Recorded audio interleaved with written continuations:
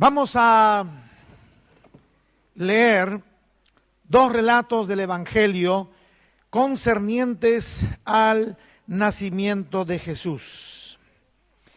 Antes de comenzar la reunión estábamos hablando con el hermano Gustavo, el hermano Roberto, de que hay una distorsión tan terrible en los últimos años acerca de estas fiestas que el gordito Papá Noel,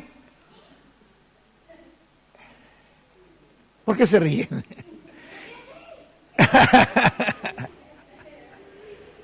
El gordito Papá Noel y el arbolito de Navidad están eclipsando, están como encubriendo, borrando realmente la persona que nosotros tenemos que recordar y honrar.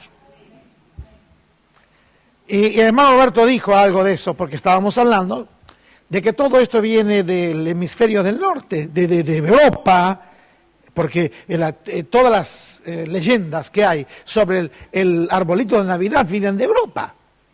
Y usted fíjese qué ridículo, ¿no? Nosotros estamos viviendo en el hemisferio del sur, digamos del Ecuador para abajo, cuando miramos un planisferio.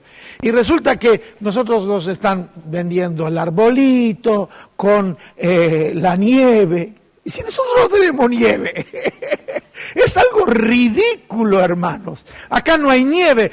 En Estados Unidos hay nieve, en Europa hay nieve, ahí cabe. Inclusive hasta casi nos imponen la comida que tenemos que comer. Comida que es para climas fríos, ¿o no? Y después al otro día están con paratropina, con chofitol, toda la gente, porque comió una comida que no es la adecuada para nuestra época. Entonces, nada que ver el arbolito, nada que ver. Vieron que acá, gracias a Dios, hemos superado esta época. Nosotros al principio también poníamos el arbolito y qué sé yo. Y dijimos un día a los hermanos mayores, no vamos a poner más arbolito, porque no tiene nada que ver con Jesús. No tiene nada que ver con Jesús. Y el gordito Papá Noel tampoco. Así que vamos a concentrarnos en Jesús, en su nacimiento. Vamos a, una vez más, hermanos, tener en cuenta cuál es el significado de este acontecimiento singular, porque nunca, jamás se ha producido de que un bebé haya sido gestado, concebido y gestado sin la intervención de un hombre. Pero acá está lo que hace Dios. Dios, por medio de su Espíritu Santo, ha hecho el milagro. ¡Aleluya! Quiere decir que Navidad, hermanos, habla de milagro. De milagro habla la Navidad. Y nosotros tenemos que, como hijos de Dios, decir gracias, Señor, por este milagro que tú has hecho en la vida, ¿no es cierto?, de la Virgen María. Y es un milagro que ahora nos bendice a todos. San Lucas capítulo 1. Vamos a leer honrando la palabra de Dios. Capítulo 1 de San Lucas, verso 26. Vamos a recordar, hermanos, en esta mañana, a través de esta lectura, lo que ha ocurrido en ese entonces. Al sexto mes, el ángel Gabriel fue enviado por Dios a una ciudad de Galilea llamada Nazaret, a una virgen desposada con un varón que se llamaba José, de la casa de David, y el nombre de la virgen era María. Y entrando el ángel en donde ella estaba, dijo: salve, muy favorecida, el Señor es contigo, bendita tú entre las mujeres. Mas ella, cuando le vio, se turbó por sus palabras y pensaba: ¿qué salutación sería esta? Entonces el ángel le dijo: María, no temas, porque has hallado gracia delante de Dios. Y ahora concebirás en tu vientre y darás a luz un hijo y llamarás su nombre Jesús. Este será grande y será llamado Hijo del Altísimo, y el Señor Dios le dará el trono de David su padre, y reinará sobre la casa de Jacob para siempre, y su reino no tendrá fin. Entonces María dijo al ángel, ¿cómo será esto? Pues no conozco varón. Respondiendo el ángel le dijo, el Espíritu Santo vendrá sobre ti y el poder del Altísimo te cubrirá con su sombra. Por lo cual también el santo ser que nacerá será llamado Hijo de Dios. Y aquí tu parienta Elizabeth. Ella también ha concebido hijo en su vejez. Y este es el 6º mes para ella. La que llamaban estéril, ustedes se acuerdan, era la esposa de Zacarías, que llegó a ser la mamá de Juan el Bautista. Y entonces el ángel, para insuflar fe en el corazón de María, dice en el verso 37, porque nada hay imposible para Dios. Nada imposible para Dios. Entonces María dijo, he aquí la sierva del Señor, hágase conmigo conforme a tu palabra. Y el ángel se fue de su presencia. El otro pasaje que yo quiero leer, que entiendo, viene, si bien nosotros lo encontramos el pasaje que leímos en San Lucas, pero en el orden cronológico de los hechos, hermanos, San Mateo habla acerca del nacimiento de Jesús, pero viene después de lo que hemos leído. Y ustedes se van a dar cuenta que es así. Entonces el verso 18, San Mateo capítulo 1, el verso 18 dice lo siguiente. ¿Lo encontraron? Bueno, algunos están encontrando. Muy bien, buscando. Es muy fácil porque es el primer capítulo de San Mateo, capítulo 1, repito, verso 18. Dice San Mateo, el nacimiento de Jesucristo fue así. Fíjese lo que dice, estando desposada María su madre con José, antes que se juntasen, se halló que había concebido del Espíritu Santo. José su marido, como era justo y no quería infamarla, quiso dejarla secretamente. Y pensando él en esto, he aquí un ángel del Señor le apareció en sueños y le dijo, José, hijo de David, no temas recibir a María tu mujer, porque lo que en ella es engendrado del Espíritu Santo es.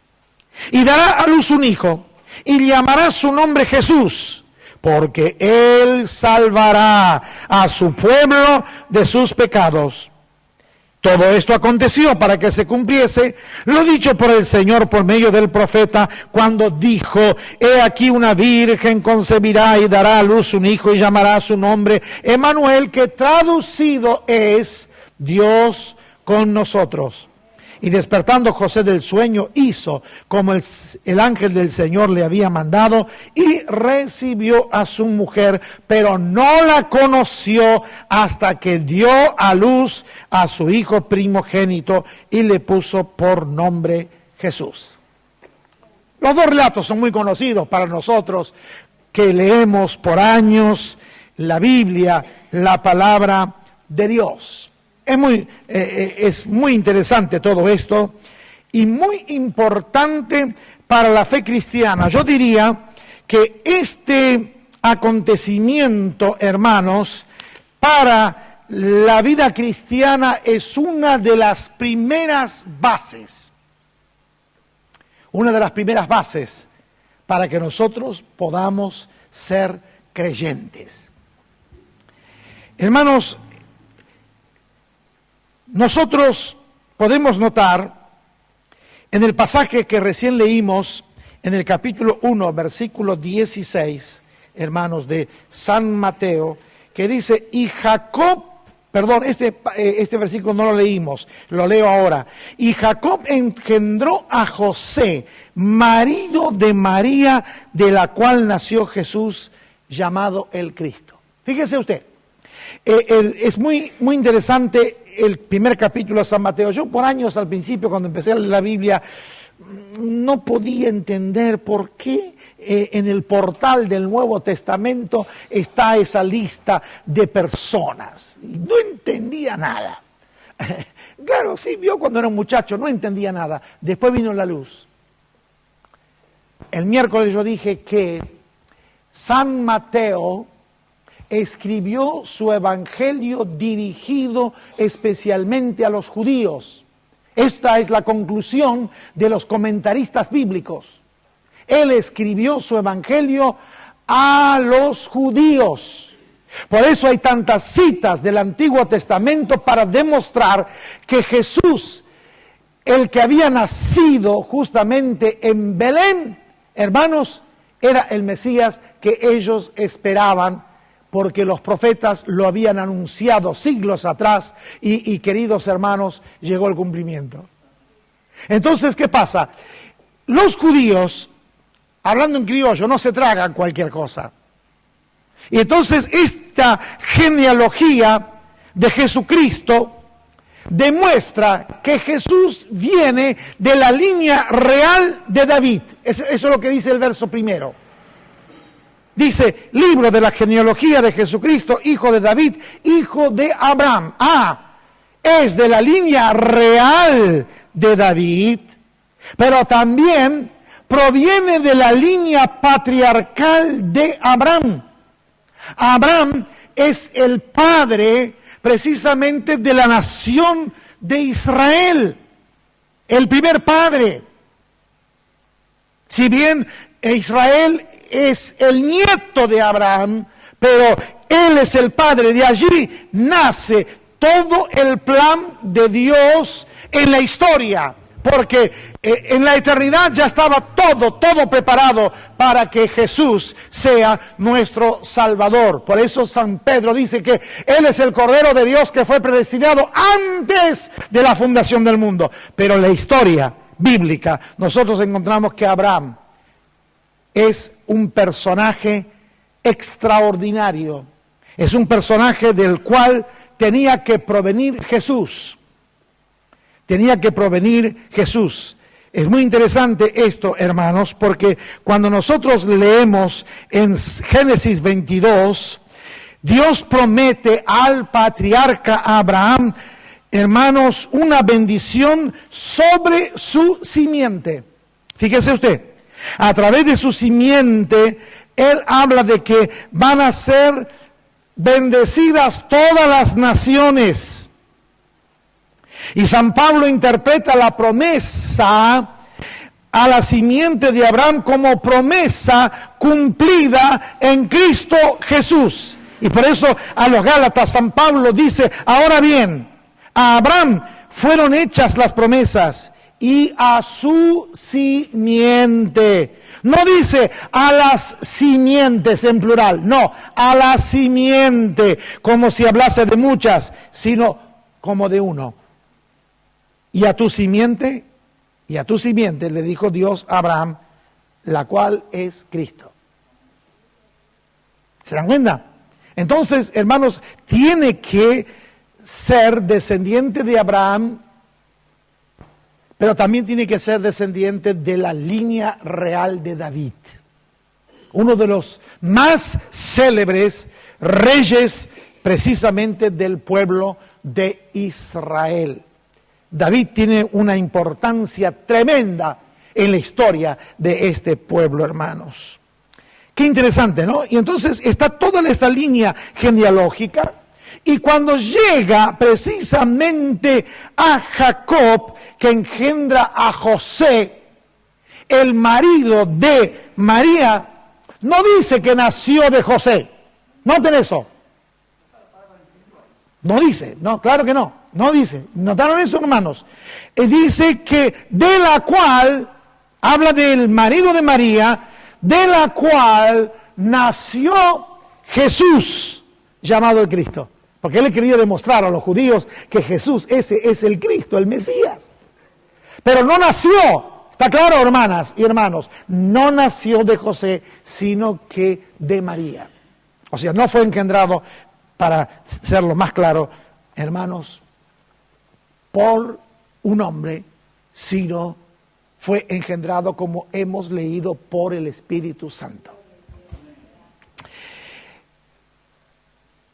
Estas palabras dan a entender, entonces, subrayo, que José no engendró a Jesús, sino como ya lo hemos leído, Dios engendró a su Hijo unigénito por medio del Espíritu Santo.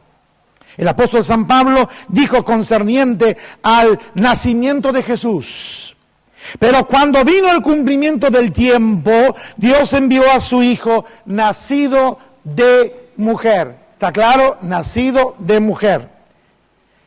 Ahora, esta última expresión, nacido de mujer, no implica un nacimiento virginal. No implica un nacimiento virginal. Aquellos que dudan o niegan el nacimiento virginal de Jesús, lo hacen por incredulidad. Es así. La Biblia enseña el nacimiento virginal como un hecho irrefutable. Como un hecho irrefutable. Aquel que vino a este mundo por medio de un nacimiento virginal, vivió, hermanas y hermanos, una vida virgen. Es decir, una vida de absoluta pureza moral, una vida inmaculada, siendo esta clase de vida un milagro tan grande como su nacimiento. ¡Gloria a Dios! La vida de Jesús habla de un milagro, porque Él no pecó. La concepción de Jesús también fue algo fuera de lo común. Era un milagro.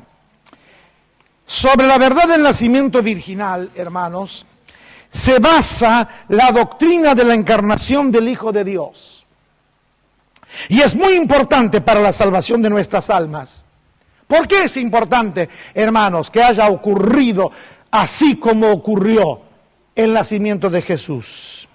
Porque si Jesús hubiera nacido de un padre humano, entonces habría heredado la naturaleza pecaminosa de Adán y no podría ser nuestro Salvador.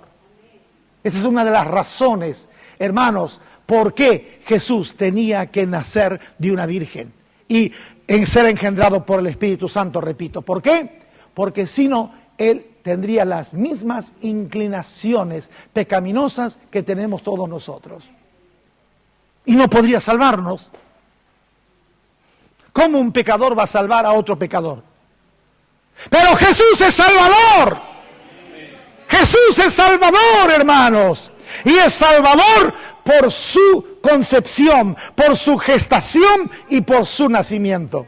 ¡Aleluya! ¡Gloria a Dios! A mí me regocija esto, hermano. Yo quisiera casi ya saltar de alegría, porque Dios hace las cosas tan bien. ¡Aleluya! ¡Gloria a Dios! Alabemos al Señor, hermanos. El testimonio de la Biblia es que Jesús fue semejante en todo a nosotros, excepto en la experiencia del pecado. Pero Él vino para morir por nosotros. Él vino a morir por nosotros, míseros pecadores. Jesús dijo: porque de tal manera amó Dios al mundo, que ha dado a su Hijo unigénito, para que todo aquel que en Él cree no se pierda, mas tenga vida eterna. Porque no envió Dios a su Hijo al mundo para condenar al mundo, sino que el mundo sea salvo por Él. Ahí está su misión principal. Por eso tanto a María como a José le dijo: llamará su nombre Jesús, que quiere decir Salvador. Hermanos, la única manera de salvarnos de la condenación eterna, la única manera de salvarnos de la condenación eterna y de la misma potestad del diablo, era participar de nuestra naturaleza humana. Por eso San Pablo escribe a los hebreos: así que por cuanto los hijos participaron de carne y sangre, Él también participó de lo mismo. ¿Para qué? Para destruir por medio de la muerte al que tenía el imperio de la muerte, esto es, al diablo, y librar a todos los que por el temor de la muerte estaban durante toda la vida sujetos a servidumbre. Qué hermosa revelación nos da el apóstol, hermanos. No había otra forma, hermanos, para vencer al diablo, para quitarle el poder, el dominio que él tenía sobre la humanidad. No había otra forma que enviando desde los cielos a la tierra a su Hijo Jesucristo. No había otra forma. Era la única manera para salvarnos. Dios es inmortal. Y dice San Pablo, el único que tiene inmortalidad. Dios es inmortal. Y resulta que la Biblia dice que la paga del pecado es muerte. ¿Y cómo se puede conjugar esto? La paga del pecado es muerte. Quiere decir que un Salvador tenía que morir para salvarnos, para cumplir con la justicia divina. Y como Dios es inmortal y no puede morir, entonces la única alternativa era que Dios enviara a su Hijo como hombre para que muera por nosotros, para salvarnos precisamente de la muerte y del infierno. ¡Qué plan! ¡Qué plan! ¡Uy! Yo estoy... ¿sabe qué? Mi Navidad fue el día viernes. Casi me olvido de decirles a los hermanos. Mi Navidad fue el día viernes, el 21, porque cumplí 55 años. 55 años de que el Señor me salvó. Así que tengo el cumpleaños número 55, ¿no? ¿Qué le parece, hermana y hermano? Gloria a Dios. Claro que sí. Aleluya. El día que Cristo vino a mi corazón. Él vino a mi corazón. Él vino a mi corazón. Feliz con la vida que Cristo me dio. Él vino a mi corazón. Dale, das. Él vino a mi corazón. ¡Aleluya! Él vino a mi corazón. Soy feliz con la vida que Cristo me dio. Cuando Él vino a mi corazón.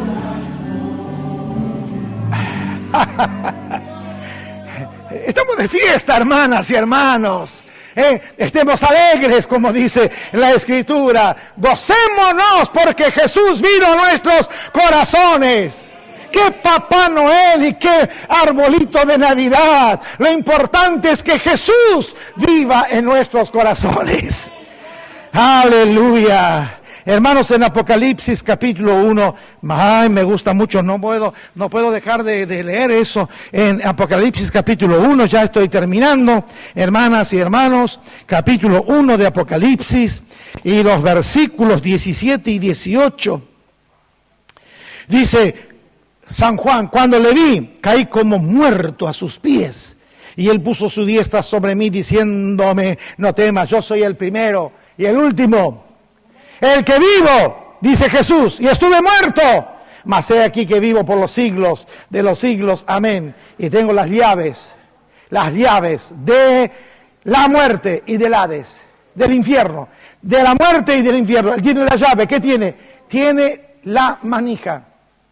Ahora le quitó todo el poder al diablo. Hermanos, nosotros morimos, pero no nos vamos al infierno. Nos morimos y nos vamos al cielo. ¡Aleluya! La gente que no tiene a Jesús cuando muere se va al infierno. Pero nosotros vamos al cielo. ¡Qué diferente! ¡Qué contraste hay, hermanos y hermanas! Y al consumar nuestra salvación, Jesús resucitó de entre los muertos. Así lo manifestó el apóstol San Pedro en el día de Pentecostés, al cual Dios levantó, suelto los dolores de la muerte, por cuanto era imposible que fuese retenido por ella. Hermanos, la muerte no pudo retener a Jesús en los Hades. En el infierno no lo pudo retener. ¿Saben por qué? Porque Él no pecó. El diablo no tenía derecho. Ni el diablo ni la muerte tenían derecho sobre Jesús. Lo que pasa es que había que salvar nuestras almas. Por eso Él se ofreció, como dijo el hermano Roberto, aún antes de venir a este mundo. Él dijo: Padre, he aquí, yo vengo para hacer tu voluntad. Y la voluntad era salvarnos. Así que, hermanos, la muerte no lo podía retener. El diablo no lo podía retener. ¿Qué le parece? Gloria a Dios. Y termino diciendo que otra de las razones por qué el Hijo de Dios tomó nuestra naturaleza humana fue para glorificarla y adaptarla de esa forma para el cielo. El Hijo de Dios se convirtió en Hijo del Hombre con el objeto de que los hijos de los hombres pudiéramos convertirnos en hijos de Dios. Amados, ahora somos hijos de Dios, decía San Juan. Amados, ahora somos hijos de Dios. Qué linda palabra, hermanos, tenemos en la primera carta. Y nosotros ahora estamos disfrutando la salvación. Y aún no se ha manifestado lo que hemos de ser. Pero sabemos por la fe que cuando Él se manifieste, seremos semejantes a Él, porque le veremos tal como Él es. Quiere decir que nosotros vamos a tener la dicha, hermanos, eso es lo que la palabra del Señor revela, tener el cuerpo glorificado que Jesús obtuvo por medio del Espíritu Santo en su resurrección. Saben, hermanos, este cuerpo no puede ir al cielo. Este cuerpo no. Pero el otro cuerpo que el Señor nos está preparando, y el primero, porque Jesús es primero en todo, el primero que obtuvo ese cuerpo por medio del Espíritu Santo es Jesús. Y el primero que ascendió a los cielos, fíjese que Él siendo santo, puro, necesitó ese cuerpo glorificado. Nosotros también lo necesitamos. Y ahora, nos duele la columna, que la artrosis, y que esto, y que el otro.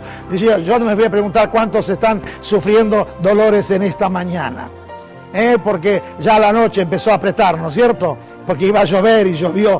Pero hermanos, cuando el Señor nos dé este cuerpo de gloria, más que artrosis ni artrosis. Samuel, no te va a doler más la columna.